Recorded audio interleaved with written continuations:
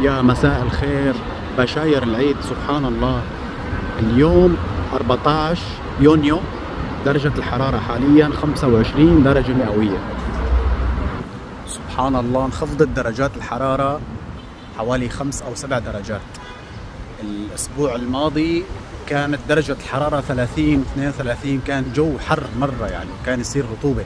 ولكن اليوم الجو جدا جميل، والله أعلم مثل ما لكم شايفين السماء كلها غيوم، فممكن ينزل مطر. المطر عم ينزل ولكن بكمية قليلة جدا، ولكن بشكل عام درجة الحرارة انخفضت ل 25 درجة. فالناس اللي جاية في العيد إن شاء الله راح يكون الجو جميل، وفي رياح أيضا، يعني مع انخفاض درجة الحرارة في رياح باردة. يمكن عم تسمعوا صوت الريح في الفيديو. حبيت أصور لكم الجو وفرجيكم بعينكم كيف الأجواء اليوم في اسطنبول.